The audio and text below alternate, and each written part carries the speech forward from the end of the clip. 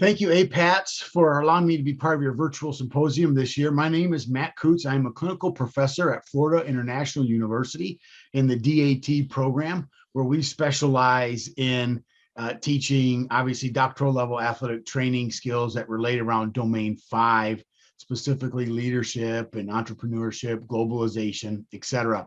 So my talk for you for this event is I'm calling it Down to Business. Soft skills are the new hard skills, where we're going to kind of unpack some of the things related to Domain 5, as well as some leadership related behaviors that can help you in your practice. So just as a disclaimer from the beginning, I have no conflicts of interest to report or anything like that. So we'll go ahead and move forward. So my role here, again, as I said, I'm a faculty member at Florida International University. I am the chair of the International Committee. I am also a vice president for the World Federation of Athletic Training and Therapy, so WFAT. And I've served as a Fulbright scholar internationally in Rwanda, as well as an adjunct faculty member at Griffith University. And I've worked with a bunch of different organizations. So that's kind of my athletic training and academic background. I want to jump right in and begin talking about kind of laying the foundation and laying the framework for what we'll be sharing. And I want to go right to Domain 5. Of course, you're aware of the 5 domains of practice that athletic trainers deal with. Domain 5 is the one that's given the least amount of attention. And that's just not me saying that. It's actually according to the role delineation. I don't even call it that anymore. The practice analysis. That's how old I am. The practice analysis, the most recent edition, reported dedicating 13% of the BOC exam to Domain 5, and the new edition 8, which is currently being written and coming out, is reduced that to actually 8%. So it's actually less than 10% of the BOC exam is related to Domain 5. And as you know, in actual clinical practice, then more of Domain 5 becomes more important. So there's kind of a gap there. And that's why I want to take this time to talk about this for you now, especially since all of you are living and working abroad. So Domain 5 is healthcare administration and professional responsibility. Within that description, it's required of athletic trainers to understand basic business practices. And so my question around that is, who is reading the business literature to discover what the best practices are that athletic trainers ought to be using? And then what business practice assumptions are we making that we haven't checked on in a long time? And of course, I know that from a clinical vantage point and clinical skills, we're learning new things all the time, right? I mean, even icing is now on the proverbial chopping block, so to speak, and being seriously reevaluated in terms of its overall effectiveness and efficacy. And of course, we're learning new things about the body and interventions every day. And we kind of take for granted the fact that the same thing is true in the business world, in the leadership space as well. And those have a lot of impact into our clinical practice, especially what I call the clinical practices or non-clinical skills with clinical significance. And as the world has changed, I mean, one of the things we're doing right now is a virtual meeting, virtual CEUs. And so there's been a dramatic shift in the context around us, which means the behaviors that we use for leadership also change. So that's part of this. If this is truly one of the domains that we need to be practicing as an athletic trainer, where are we at relative to some of this knowledge and insight? So if we explore the task 1 of Domain 5 a little bit further, you can see there, if I have highlighted in pink for you, to evaluate organizational, personal, and stakeholder outcomes. And notice the 1, 2, 3. Those are 3 different spaces that need to be evaluated. So part of implementing Domain 5 is evaluating what are the organizational outcomes that I should be seeking, what are the personal outcomes for me as a clinician that I need to be seeking, and then what are the outcomes of the stakeholders who I have interest in. And of course, the stakeholders are multiple. So that's all that to say, this is a very complex situation. The stakeholders, as you know, not only include our patients, our athletes, but also the schools in which we work, the communities in which we work, the governments in which we reside, and all the fans and all those kinds of people all have a significant, uh, well, to different degrees of significance, I should say, but they all have a vested interest in our behaviors and particularly the outcomes that we generate. So when you think about all those mixing together, the organizational needs, my personal needs as the clinician, or your personal needs as the clinician, and then all the different stakeholders, I once identify them, and then all their individual needs, that's a lot of things to evaluate, right? That's a lot of things we should be looking at to give us insight. So this is really me framing the problem for us, is we've got a lot of things to consider relative to that. Then if we even go deeper into domain 5, task 1, and look at the skill behavior, you can see here that it says, again, long list, because we're getting down to the bottom of the list there, and I've highlighted a few important ones, but the very last one, which is item S, in domain 5, task 1, item S, says that athletic trainers, and this is a must statement, by the way, because it comes directly from the practice analysis, must provide leadership appropriate to, and if you can read it, sorry, behind me, to situations and people. So we've got the situations and people. So it says I'm laying the foundation for how complex of a situation this really is, and how much skill is actually needed just to demonstrate this one aspect of the athletic trainer's job, let alone all the other things that we have to do on the clinical side of things, from injury evaluation to rehabilitation to emergency action plans to all that. Then we add in this piece of interacting with the people around us, interacting with administrators, interacting with coaches, and then these other stakeholders, to the place where it says, as part of our practice analysis, is again, provide leadership that is appropriate according to different situations and different people, which means that there's different levels of appropriate behaviors specific to leadership, not just clinical practice, which means I need to be as diverse in my leadership skills and my leadership scope as I am and in applying my clinical skills. I mean, you've learned several different ways, right, to evaluate the ACL, for example. There's the Lockman exam, there's the pivot shift exam, there's the anterior drawer exam, there's the Slocum exam, all of those, and there are the modified versions of the modified Slocum, the modified Lockman, et cetera. Why do we learn all those different ways? Because there's nuance between each patient.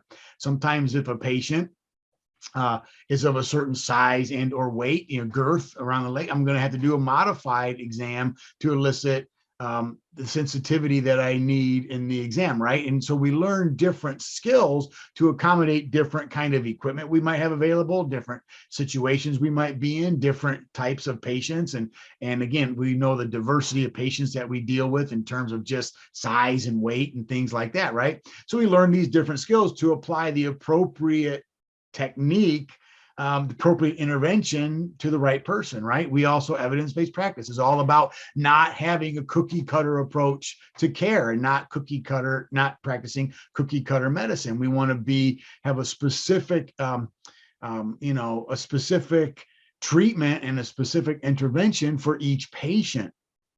Same thing's true with leadership. For every person we deal with, every stakeholder we deal with, every situation we arise in, we need to provide the appropriate leadership, which means there's all kinds of different leadership tools to draw from. So those same things apply on the leadership administrative side of our profession as they do on the clinical side. So that's where I say, we need to have work on our non-clinical skills that have clinical significance. And that's really the problem that I'm framing for us. So what I want to do from here is kind of move on then and offer some ideas on how we can actually become better at practicing and successfully demonstrating domain 5, task 1, item S. So I kind of alluded to the complexity piece here. When you look at what task 5, domain 5, task 1, item S, is asking us to do, it's bringing in all the different situations and all the different people we deal with, right? So these are our stakeholders, but then our stakeholders also are influenced by the environment in which they reside. That's the situation. In a low stress environment, or in a non-competitive environment, playoffs versus non-playoffs, preseason versus in-season, fans watching versus no fans watching, et cetera. These are all the different situations, and how those situations bring gravity or gravitas to the situation that we're in at the specific particular time is really important. So you can be dealing with the same group of people in one situation and treat it one way, but then being, again, same group of people in a completely different situation. And just because it's the same people, the situation dictates you behave differently.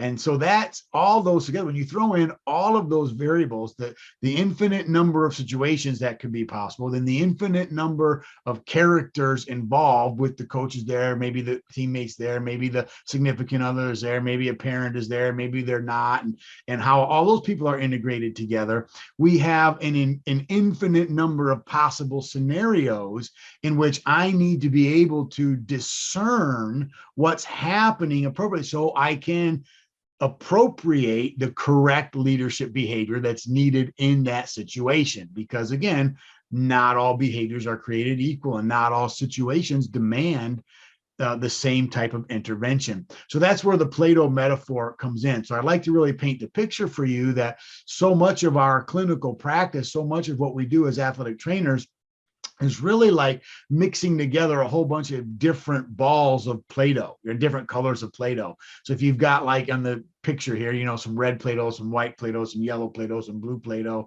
and I begin to mix them together, I'm going to get a crazy swirl of colors. And that's really what the context is. The context we're practicing in is those crazy swirl of colors. And we've got to recognize that that is the reality. And every time I add a new color, the whole situation changes, the whole environment changes, as opposed to what we typically think of when we think of solving a problem. I like to use the analogy of Legos, where many of us think that how we do things is like Legos. And let's say we've got the same color Legos, a red Lego, a white, a blue, and a yellow Lego, and I snap all the Legos together, right? And something happens, the situation changes, well, I can just take off the blue Lego and put on a green Lego, right? And really the structure of what I'm building there with Legos hasn't changed. I've just changed the color of the Lego, right? We think in our minds that that's how problems are solved and that's how things are created. Well, if this doesn't work here, I'll just move it over and put here, and the rest is unjostled, right? Unmoved.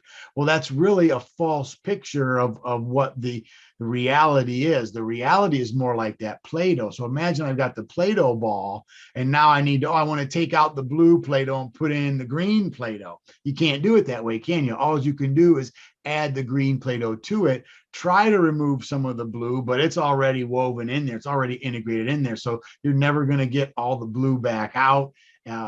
And like that. So that's what, so I want to paint that picture for you and get you to imagine, you do that thought experiment with me, that our interaction with our environments and all the situations and people that we have is really like mixing different balls of Play-Doh together, which means we've got to learn to solve problems differently. If we're really in this Lego world, or I'm sorry, this Play-Doh world and not the Lego world, then how we go about solving problems is really needs to be changed, because you can't solve Play-Doh problems with Lego thinking.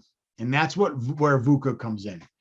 So VUCA is the state of the Play-Doh world. It stands for volatility, uncertainty, complexity, and ambiguity. And that's the state of reality today. And with the world being VUCA, it means the leadership behaviors that we typically practice and use need to be adjusted to accommodate a VUCA world instead of a stable, predictable world. And that's really what I'm trying to get at. And that's why unpacking this aspect of domain 5 is so important for us as athletic trainers, because if we want to be successful, especially globally, we have to understand that the worlds we're interacting with are VUCA worlds and not Lego worlds, to use that metaphor. So if you haven't heard about VUCA, here's just a quick list of some references that I've pulled together, or just some actually headlines I pulled together to give you an idea that it really is a very valid area of scholarly research right now. So medical teacher, that's obviously is a pop of one of the most popular medical journals. Coaching skills for medical education in a VUCA world. Critical factors for successful management in VUCA times.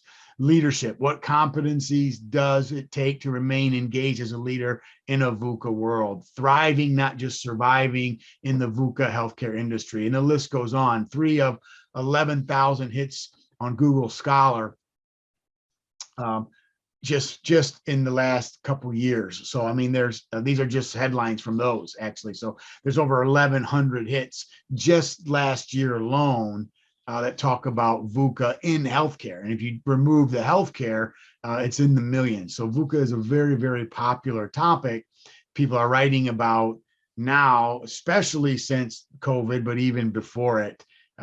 By a long shot. So it's a real area and it's a real phenomenon that's important for us. If we don't change the way we practice athletic training and make assumptions that everything's the way it's always been, we're really going to not be able to practice domain 5, task 1, item S to its full potential and be the impact that we need to be as a profession. In fact, I believe if we don't do that, we're actually hindering the progress of athletic training, not just in our own profession here in the United States, but anywhere around the globe. So we are living in an era of rapid transition, which I don't need to tell you that. The illiterate of, and this brings up to mind this famous quote that I like quoting from Alvin Toffler, who said, the illiterate of the 21st century will not be those who cannot read and write, but those who cannot learn, unlearn, and relearn. And that's really the skill that we're talking about. And really what I think is behind, or really what I think can undergird and help us practice that domain 5, task 1, item S successfully. It's this, so we need to be able to not just learn, which we're really good at as athletic trainers, and as you know, now that our graduate programs are required for entry level, and now we have doctoral programs in athletic training, and we've really stepped up the elevation of our academic preparation as a profession, which is great. So we've got the learning part down. We're talking about quality improvement initiatives, evidence-based practice, and all these things are wonderful. But part of that learning is really embracing the unlearning and relearning facets. And that's really what I want to get at, because we've learned so much about leadership up to now, or we've made assumptions about it. And now that we're actually seeing the world transition around us and change, those assumptions that we've had and those skills that we've had related to leadership need to also change with it. So my challenge for us is to unlearn the soft skills and the hard skills that we have traditionally, as we have traditionally understood them, and relearn them through the lens of meta skills. And meta skills might be a new term for you. I hope it is. It was for me, but I think it's really important we begin to understand what meta skills are and how they contribute to what we do as athletic trainers, and how they can help advance our profession and help us integrate and interact more effectively with our patients, which is the really important part.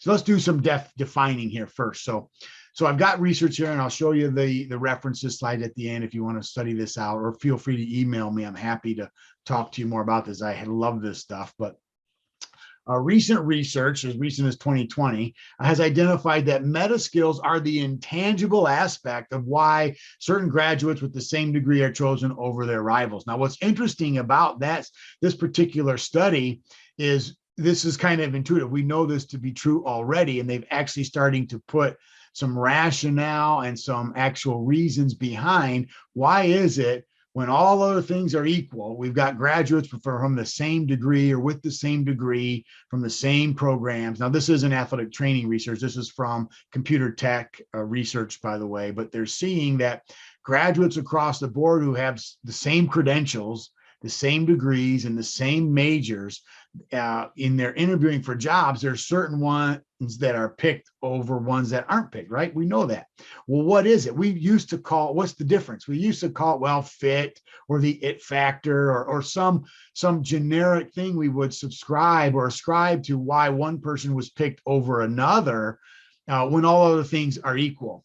Well, what they're starting to realize now is there are actually attributes that people aren't aware of that they're looking for. So they generically call it fit or the it factor, but we're actually able to bring some boundaries and borders to those things now, and they're calling them meta skills. So that's what a meta skill is. So somebody who has a high degree of meta skills actually has an advantage in the marketplace over other people who have the same training, same education, same degrees, etc. So in other words, when credentials and minimum levels of competency, which are hard skills, are level, the playing field, what unlevels or separates that playing field is this use of and the capacity to utilize these meta skills. All right, so that's really important. So there is some significant value behind practicing meta skills. It's not just a fancy idea. So emergent environments, which athletic training is, and is certainly the culture now, are alive. Okay, emergent environments are environments that are moving and they're active, they're growing. Things and rules and regulations are just seeming to come out of nowhere. That's what emergence at a very basic level means. Things, rules and regulations and policies and whatever just kind of emerge out of nowhere. So emergent environments are alive, which means when you interact with an emergent environment, you have to be alert and astute and watch what's going on in order to navigate it successfully, which is completely different from a predictable, stable environment where things, you can do routines, right? You can get into a rut. You can generate repetitive patterns and predict what's going to happen next. Okay, that's the opposite of an emergent environment. But when you're in an emergent environment, we have to understand there's skills that we need, and that's what this slide is about. So when credentials are the standard for competency, which they are in athletic training, emergent environments, or that VUCA reality, will alter the landscape so that other factors ensure survival. Get that. Let that sink in, because that is profound. It's also very, very meaningful. So athletic training is very much a credential-driven field and profession. It's not a field, we're a profession. Competencies are a standard, right? So when all those things are level and equal, something will happen. And this is true like in an evolutionary sense, you know, and this, when you're talking about emergent systems and dynamic complex systems and things that are growing and evolving over time, something enters into the equation which unlevels the playing field and alters the landscape again, so that something else ensures survival. Not just, you're talking about survival of the fittest kind of an idea, but think about that. When everybody's qualified, when everybody has equal competencies, when everybody is fit, so to speak, to survive in that environment, something has to happen to unlevel the playing field. And that's what's happening here. This is why we're seeing the emergence of these meta skills in the last 10 years or so, because there has to be something that separates, you know, quality and separates, you know, impact and all these kinds of things. It just can't just make everybody qualified. You can't just make everybody the same. There will always be something that shuffles through to make one particular type of behavior stand out. And that's what meta skills tends to be doing, or at least seems to be doing for now. So hard skills and soft skills. So I don't want to talk a lot about it because it's really not a talk about hard skills and soft skills, but we've got the basic understanding what hard skills are, right? Subject matter expertise, mathematics, reading, writing, arithmetic, those kinds of things. Then we've got the soft skills, the teamwork, the collaboration, the curiosity, the creativity, the communication, right? So what's important about that is this is not what we're talking about. This is not a talk about hard skills versus soft skills, okay, or a comparison between them. It's actually how to get the most out of our soft skills and the most out of our hard skills. And what we see here in this slide here, maybe I can slide over and get out of the way a little bit. What you can see here is in the soft skills, and I just put some generic soft skills there that we're all used to and familiar with: public speaking, teamwork, creativity, critical thinking, empathy, things like that. Some traditional hard skills, technical ability here, data processing, budgeting, stuff you learn in your O&A class about management, really. Language proficiency, computer literacy, those kinds of things. And both Both. No, and would never say that soft skills are more important than hard skills, or that hard skills are more important than soft skills. You can't even have the conversation about soft skills until hard skills are in place, right? So the whole thing about our BOC exam and our credentialing process is about demonstrating a minimum level of hard skill proficiency. Right? That's what competency is in the profession. It's a minimum level of hard skill proficiency. Can you do a Lockman exam to a certain level of proficiency? Can you take a history to a certain level of proficiency? Can you evaluate this? Can you create certain exercises to a certain level of proficiency measured in outcomes, right? Those are all hard skills. So what we do clinically are hard skills, but then there's so many other things that we do that are non-clinical on the soft skills side that makes what we do so much better, right? And if we always think about this in terms of a dichotomy or as hard skills and soft skills, and forget the fact that at some point in our careers, at some point in our socialization as a profession, hard skills have to converge and merge with soft skills, right? When that happens, that's when we start to see meta skills emerging, all right? So meta skills are really the offspring or the result of or the outcome of hard skills and soft skills coming together. It's no longer about developing one and then developing the other. We have to learn to develop these and work with these side by side, right? That's really what's important here.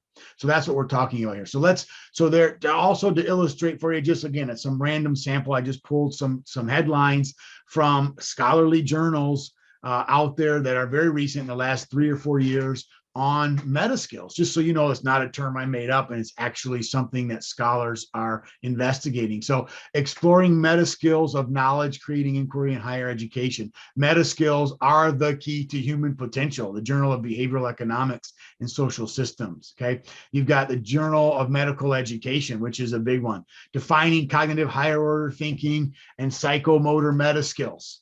Okay, 3 curricular concept analysis. Okay, so these are big things here. This is a big deal constructs.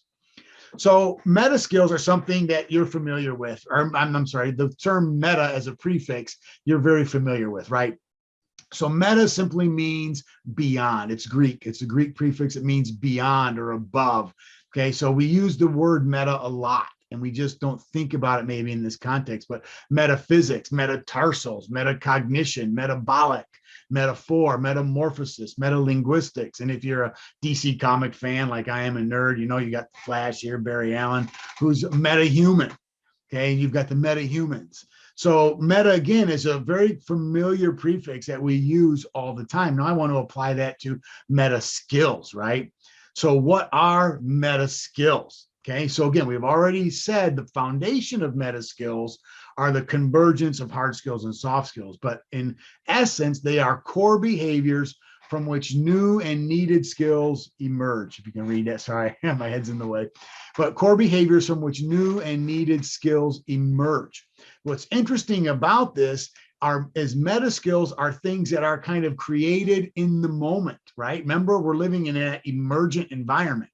So in an emergent environment, it's alive, it's living. So things are emerging literally in the spur of the moment, right? Without much notification. And it's all of a sudden there's a new rule. All of a sudden we're on lockdown. All of a sudden we're quarantining. All of a sudden, you know, and then the quick follow up is all of a sudden there's rules and regulations that we never had to deal with before that we have to deal with now.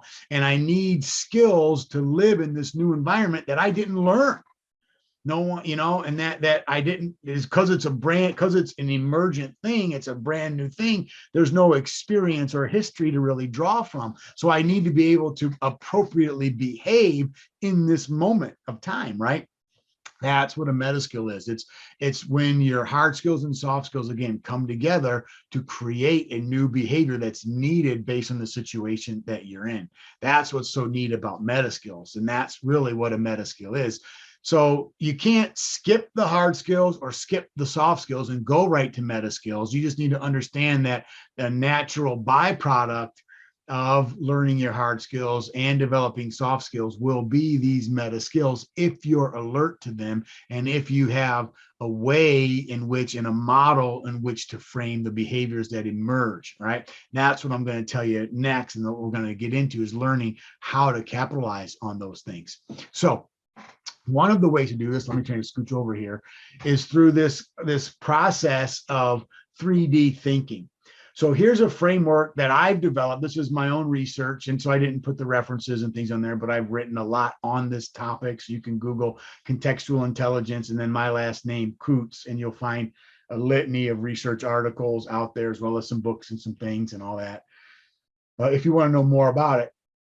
But basically, contextual intelligence is a meta skill that we need to navigate the environment around you. In fact, only 2 days ago, I just received word that an article that I just wrote with a colleague was just accepted in the International Journal of Healthcare Management on contextual intelligence behaviors of athletic trainers.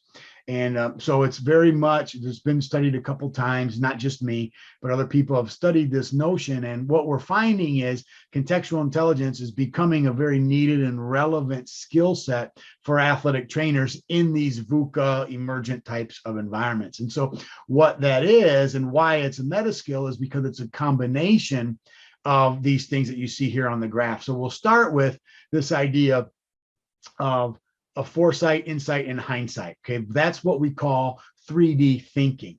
So 3D thinking is one of the fundamental pieces behind behaving in a contextually intelligent manner in an emergent or VUCA environment. Again, gets us all the way back to, it's basically how we can, to practice the appropriate leadership when the situations and people we're dealing with are constantly changing. All right, because we can't just go to the same cookie cutter leadership behaviors all the time. We've got to have the appropriate behavior at the right time in the right situation with the right people. Contextual intelligence is one way, not the only way, but one way in which we can do that. It starts with this idea of foresight, insight, and hindsight, or 3D thinking, 3 dimensions of time: past, present, future. So foresight is obviously future oriented, insight is present oriented, and hindsight is past oriented. So the first behavior we can learn to practice and this meta skill is when I'm making a decision, when I'm evaluating opportunities, when I'm taking stock of the landscape that I'm in right now, it's understanding that there are things in my past, my hindsight, that is influencing what I'm seeing, and knowing how to unpack that. Then there's things in the present, the reality of the moment that I'm in right now is also influencing what I'm seeing.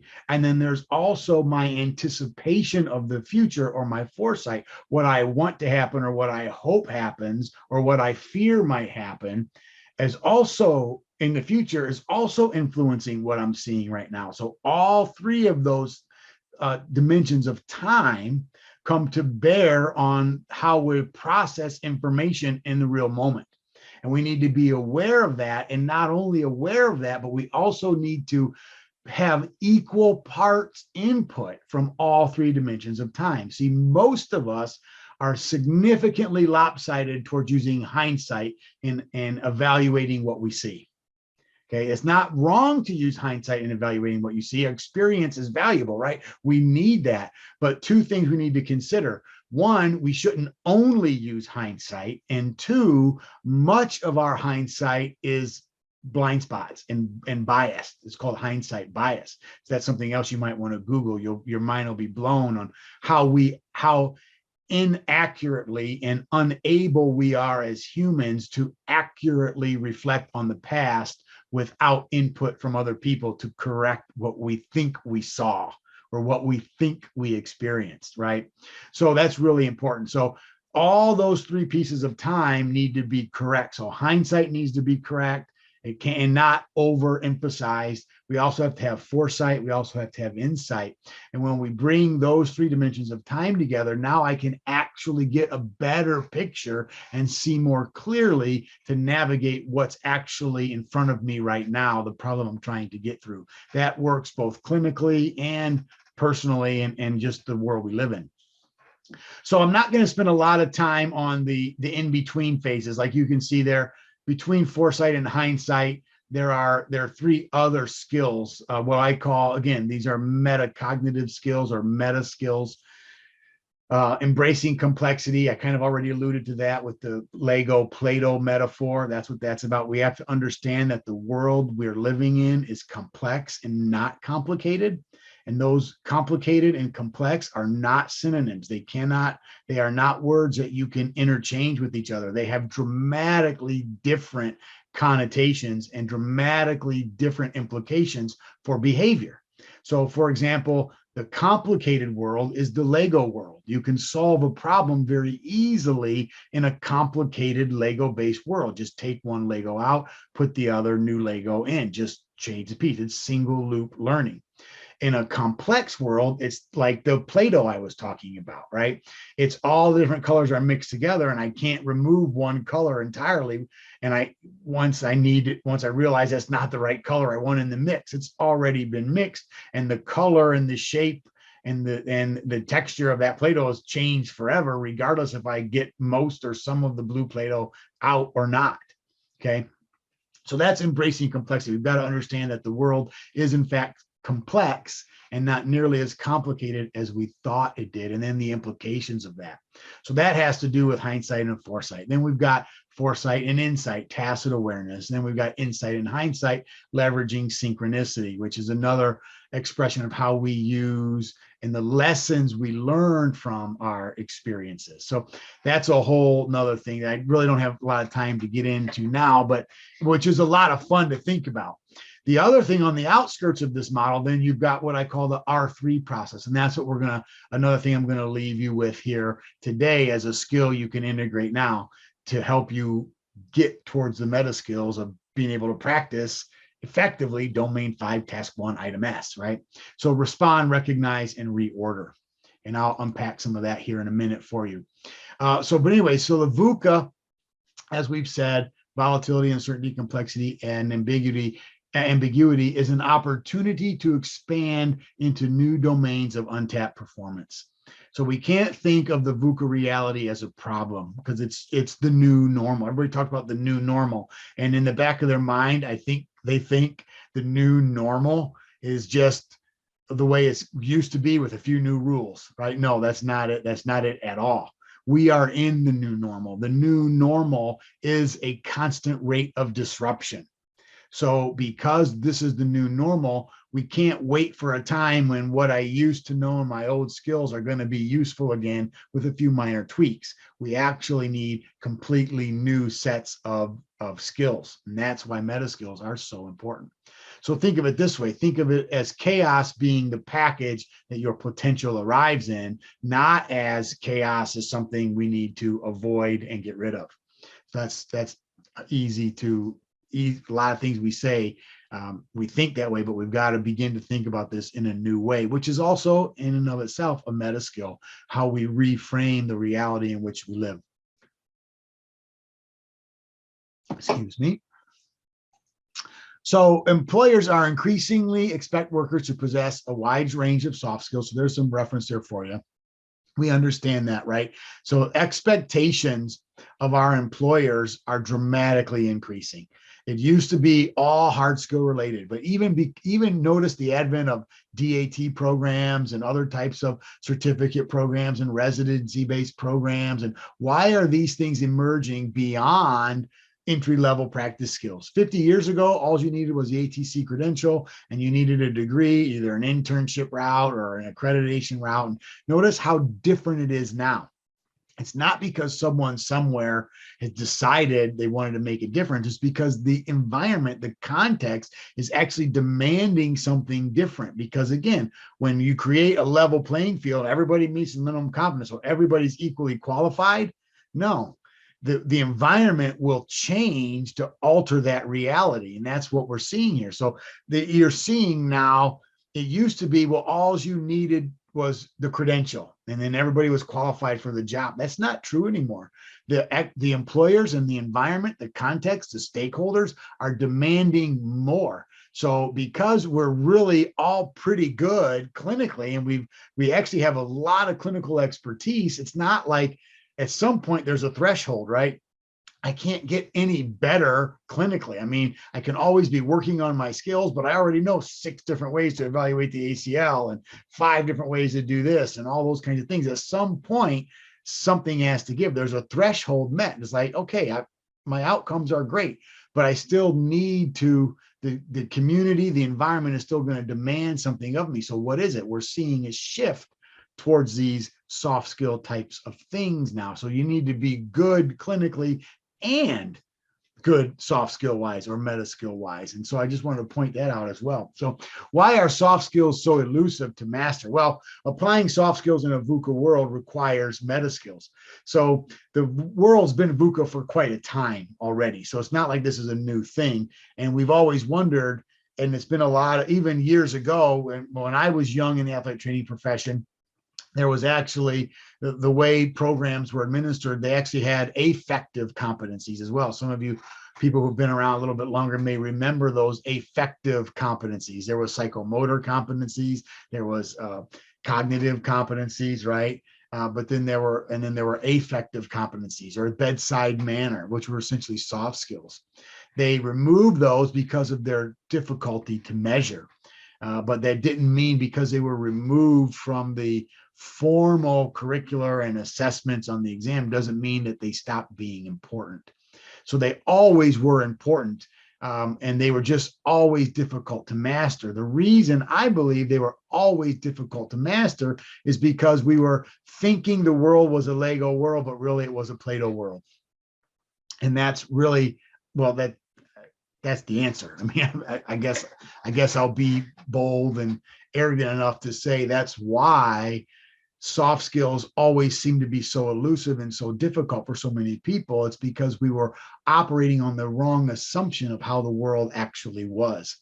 We were thinking it was complicated, and in a complicated world, you can apply empirical formulas and empirical method to it, scientific method, break something down to its smallest component part, measure that part, and make adjustments and then fix it, right? Very Lego-based thinking. But the reality was it wasn't complicated at all. It was complex. And when you're using the wrong governing principles and rules for the reality that you're dealing with, you can't make headway in it. And that's why soft skills were so elusive and so difficult to practice. So the advent of meta skills is helping with that. Now, again, we're bringing those two together. So here's some definitions then from the literature of what a meta skill technically is. So a meta skill is the ability or aptitude to deploy social capital and emergent expertise. Another definition says a meta skill is a higher order skill that allows you to engage with functional expertise. And still another one, meta skills are higher order skills that are applicable across domains and disciplines. So now it's bringing in the interpersonal practice or interprofessional practice, things like that, interprofessional learning, excuse me, that lead to improved hard skills. All right. So again, you can see here emergent expertise, functional expertise. These are expertises or that you don't know you have until you need them. That's what an emergent expertise is, or a functional expertise is being able to perform well in a novel or new environment or situation. That's what meta skill is. And that's what it's meant by emergent and functional expertise, which again ties very much almost directly into what we started off talking about, domain 5, task 1, item S. We need to be able to practice leadership that's appropriate to all the different situations and all the different people that we're going to interact with. So meta skills are a key part of the intangible aspect of why graduates with some degrees are chosen over the others. I've already alluded to this, so I'm not going to reopen this and rehash this, but it is something that's beginning to separate out people's ability to perform beyond just how great of a tape job you do, how well you know your ultrasound parameters, or how well you know how to do X type of exercise or intervention for a certain type of injury, right? There has to be something that separates performance. And when we're all equally performing well or within a close range on the clinical side, something else will emerge to separate individuals out. And it seems to be these meta skills. So outcomes of meta skills in the literature. All right. So higher employability. We've already talked about that. Leverage professional networks. Okay. You get more out of the networking. It's not just networking and hobnobbing, you actually get more out of your networks. Okay. The execution of social capital is huge. You're able to contribute. What that means is you're able to contribute in new environments quicker than other people. Okay. Lifelong learning. Okay, I'm not going to go into hudagogy and this new, we know what pedagogy and andragogy. Hudagogy is self-determined or autodidactic learning. In other words, you're not just self-guided learning, it's beyond self-guided learning. It's actually, you are so aware of what you don't know, you actually create your own courses. That's where MOOCs are coming in, and Coursera and these TEDx and all these kind of, and TED-Ed and all these different types of apps and programs that are allowing for creating your own curriculums, creating your own desires for what courses you want to take, and creating your own learning opportunities to become better. That's what that's all about. People who have high degree of meta skills tend to be much more adaptable to change and flow within the change. And actually, I'll take it a step further. They actually not just survive in change, they actually thrive. They actually leverage change. They actually perform better in times of change. They leverage complexity and then create meaningful work that just doesn't just benefit them, but benefits their stakeholders, their community, and people around them. They're creating products that are needed based on what they're seeing. Okay, so you can see here the screen behind me here. I'm going to scooch over a bit for you. Things that meaningful work are things that add value to me, things that add value to my colleagues, things that adds value to the community that I'm in, and things that add value to the bottom line. Those are when those four things converge, that's what we mean by meaningful work. And it's totally different now. I mean, this is the new reality of what the workplace looks like. And this is also what new employees are expecting of the work that they're doing. They're expecting the work that they do to contribute to all four of those bubbles there. And you can't do that without a solid foundation of meta skills, right? So that's critical. So useful meta skills that are ingredients for what I call this soft skill soup. So here's just an example of things that you should begin to think about as, where am I at in relation to these things? So on my resilience, where am I at? On my adaptability of my thinking, my 3D thinking, which we've already talked about, my communitarianism. Okay, communitarianism, that doesn't say communication, it's not a typo for communication. It's communitarian. Okay, communitarianism is the idea that what I do adds value to my community, my immediate community. All right. And this is very, very important because it's not just being, it's a cousin of being an advocate, right? So we advocate for different people far away, different groups, maybe even groups that we don't belong to, like being an ally, for whatever group, pick any group. Right. And that's one thing, that's advocacy, right? That's being an advocate, that's being an activist, right? So communitarian is related to that, but it's not providing value to a group that I don't belong to, or a group that I won't see the benefit from. Okay. So by the way, I'm also saying, I'm not saying don't do the other thing. Don't be an advocate. I am saying we need to also be communitarians. And this is again, throughout the literature. This is not just my bandwagon. And the idea is humans need to be able to do something and contribute to something that they see the immediate benefit from. So it's me communicating or volunteering in my local community at the local soup kitchen. It's one thing to write a check, and contribute to some organization on the other side of the world that needs my resources and whatever. And I do, and I should contribute to that also, charitable giving and all that kind of thing. But when I send that check, I don't really see how it directly impacts the community to which I sent it. A communitarian is one who gives of their time and effort in their local community to the place where they see and feel the benefit themselves. So that's communitarianism. Metacognition, we've already kind of alluded to that. That's being aware of your thinking. Okay. Leadership, I'm not going to unpack the ontological versus behavioral. And just suffice to say, leadership is actually a meta skill, which is well the reason why it's been so difficult to define for all these centuries. It's because it's actually a meta skill. It's the convergence of all these other skills that are situation dependent. And then autodidactic learning, which I mentioned Hudagoji a minute ago, is also an important meta skill. So all these things come together when you combine, just for the sake of argument. Let's say you combine 1 + 3 + 6, then you get a meta skill. What's the outcome of that? Okay, and there's just an infinite number of possible combinations. When you combine these things together, you get a new behavior, and that's what a meta skill is. So competency to capacity. Competency is the hard skill part. Capacity is a soft skill part. And when they come together and transition across each other, you get meta skills. And that's where we need to be.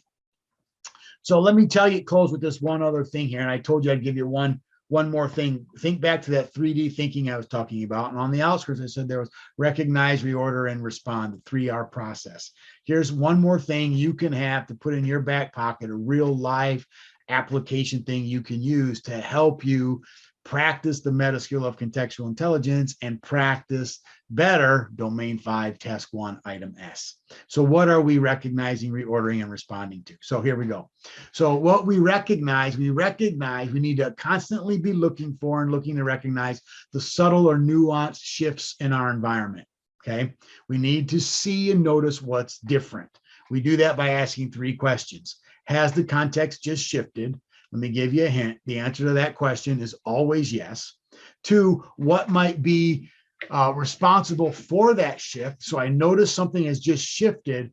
What was behind the shift? And then can my perception of the shift be validated? In other words, the hindsight piece.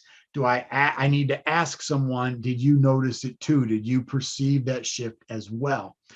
Because that will help you dramatically. So once you do that, we move to the next step. So we're recognizing what's going on. Just basically means paying attention to what's happening. Once we do that, then we go to the next step, and that's reorder. So I recognize something just changed.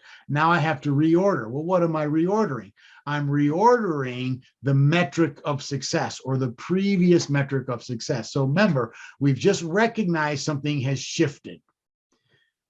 When the environment has shifted, that always means, and I know that's a powerful statement, okay, but when the environment has just shifted, that always means that what used to be important is no longer important, or at least the priority of the things that were important aren't in the same priority anymore.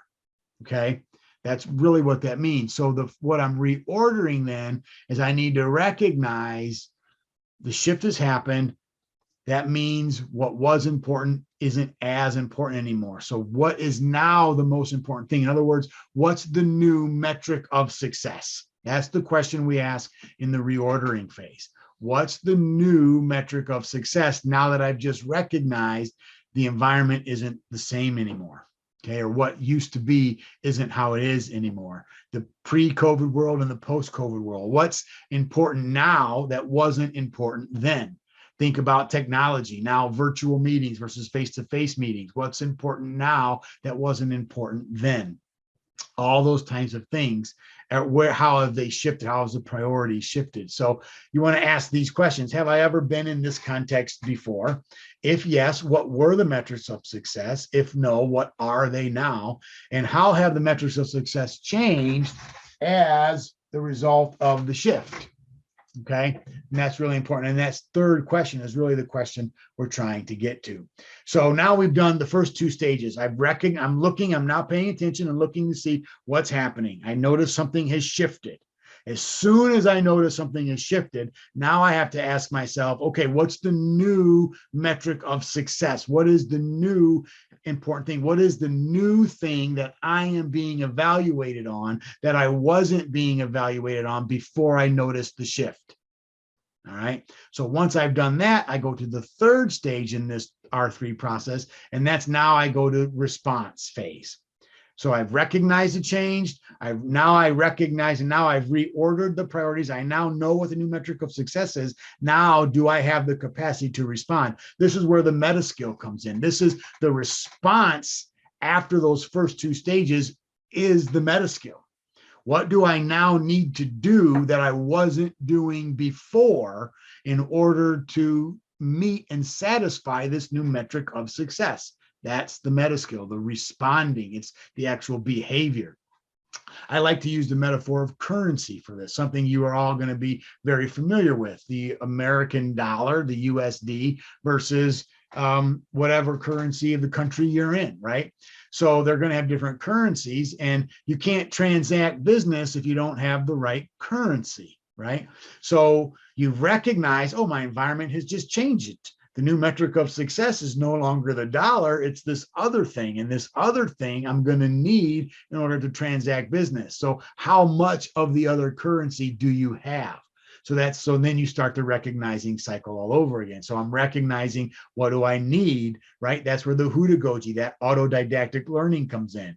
What do I need to learn that I haven't learned before? What do I need to know now that I didn't know before? And no one can teach me that. So I have to do this self-directed learning. I need to learn this. I need to know that. I need to take this skill and emphasize that skill so that I can now satisfy and transact business in this new environment. So you're going through that process, recognizing, reordering, and responding.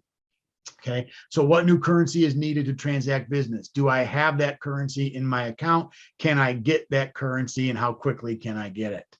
Okay, those are really the questions you're asking here. And that's really important in this metacognitive, this meta skill based world, this emergent world. We really demands of us these new kinds of behaviors and thinking. And so I want to just lay that out for you. I know this is a broad theoretical big picture piece, but these are very practical things as well, and very useful things as well. So just recognize, reorder, and respond. So when we talk about meta skills, reskilling or upskilling, how can we do it? So these are some quick take homes for you. Create a proficiency meter. How good are you at the skills that you need to have that you are now recognizing are necessary? Assess your capability level. Create a concept map of your soft skills. Think outcomes over goals. Okay. We're actually too goal oriented. This is the other thing that the VUCA world changes dramatically. We're so used to hearing and reading about how important goals are. Actually, what we're finding, goals are really only useful in a predictable, stable world. In an environment that's emergent or VUCA, goals become less important and outcomes become way more important. So you need to be outcome driven instead of goal driven. That's a whole nother talk for another hour. So I'm not going to give you that, but that's also a really neat one.